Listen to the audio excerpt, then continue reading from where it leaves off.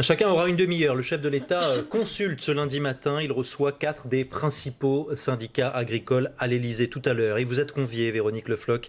Bonjour, merci d'être avec nous sur LCI. Convié en tant que secrétaire général de la coordination rurale. Parlons d'abord de la prochaine échéance dans quelques semaines, les États généraux de l'alimentation. C'est ainsi qu'on les appelle.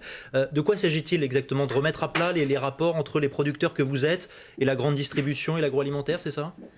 Disons que les États généraux vont s'inscrire dans un objectif qui vise à redonner du pouvoir aux producteurs, lui permettre de recouvrer avec des prix qui sont des prix différents de ceux qu'on a aujourd'hui. Les prix d'aujourd'hui sont ceux d'il y a 30 ans. Donc il faut en fait une meilleure répartition de la valeur ajoutée, sachant que la valeur ajoutée, on la produit déjà, mais elle n'est pas payée. Et ça, M. Macron l'a dit. Il faut que vous puissiez vivre de votre travail, si je résume un petit peu, et malheureusement ce n'est pas le cas. Alors pas tout à toujours fait. le cas. Aujourd'hui, un producteur sur deux vit avec moins de 350 € par mois. La valeur, elle est créée, qu'elle soit en production conventionnelle, je ne dirais pas industrielle, puisqu'en France, nous sommes avec des exploitations de taille familiale. Oui. Donc, que l'on soit en conventionnel ou en production diversifiée, biologique ou autre, la valeur, elle est créée, mais elle n'est pas reconnue. Emmanuel Macron, vous le sentez sur quelle position sur ce point? Il est prêt à vous aider dans ce rapport de force que, malheureusement, on parle de rapport de force avec l'agroalimentaire? Alors disons que ça faisait partie de son programme. Oui. Il s'y est engagé à aider les agriculteurs à être plus compétitifs. Pour cela, il mettra sur la table 5 milliards d'euros. Toujours est-il que pour pouvoir... C'est ce qu'il avait dit en tout cas. C'est ce qu'il a dit. Complété par 5 milliards pour les infrastructures. Donc ça nous fait un peu peur puisque... tout ce programme-là, pour pouvoir être bénéfique, il faut d'abord pouvoir investir. Et pour pouvoir investir, il faut déjà se mettre à jour avec les dettes fournisseurs que l'on a et avec tous les arriérés qu'ont aujourd'hui la plupart des exploitations. Investir, c'est bien. Viser la compétitivité, c'est bien, mais encore faut-il pouvoir et vouloir s'inscrire dans une compétition mondiale si encore on est capable pour ce genre de compétition. Autre chantier sur la table, l'utilisation des fonds de la PAC, la politique agricole commune. Stéphane Travert, votre ministre, le ministre de l'Agriculture, souhaite répartir les aides un peu autrement. Ça vous inquiète, ça? Alors, ou il faut nécessairement mieux répartir la PAC, ou autrement en tout cas? Alors, un petit rappel quand même par rapport au budget. L'agriculture, c'est plus de 12 milliards d'euros à l'année. Si on compare ce budget à celui de l'écologie, c'est plus de 9 milliards d'euros.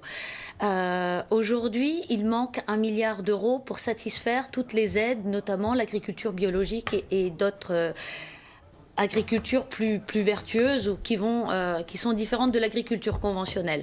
Aujourd'hui, on prend dans la poche des uns pour la mettre dans les autres sans que ça soit efficace puisqu'il manquera toujours une bonne somme d'argent. Donc nous, ce qu'on pense, c'est que, vu que l'agriculture, qu'elle soit conventionnelle ou biologique, nous faisons en fait des efforts en termes d'écologie, nous faisons de l'agroécologie et à la coordination rurale, nous le faisons depuis près de 20 ans.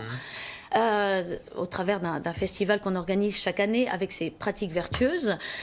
Peut-être faudrait-il aller chercher justement dans ce budget de l'écologie, qui est un secteur transversal, pour mieux aider l'ensemble des producteurs qui souhaitent s'engager dans ce type de production pour tenir les engagements et qu'on ne se retrouve pas avec des enveloppes restreintes, contraintes, et avec un nombre croissant d'agriculteurs qui fait que la somme allouée à chaque producteur est diminuée. Très minime. Mais tout de même, certains vous diront 12 milliards, c'est énorme. Alors 12 milliards, c'est énorme, mais je lisais dans d'autres revues économiques, le tabac, l'alcool, les drogues, c'est en net un coût pour la France chaque année de 19 milliards. L'agriculture, c'est le secteur clé, c'est un secteur stratégique qui contribue de façon positive à la balance commerciale. Et vous diriez qu'on l'a négligé, ce secteur clé, ces dernières décennies, ces dernières années? Ah oui, on l'a négligé puisque on se retrouve 30 ans après la mise en place, 25 ans après la mise en place de la PAC. Et c'est à ce moment-là que notre syndicat, la coordination rurale, est né. Nous voulions des prix, pas des primes.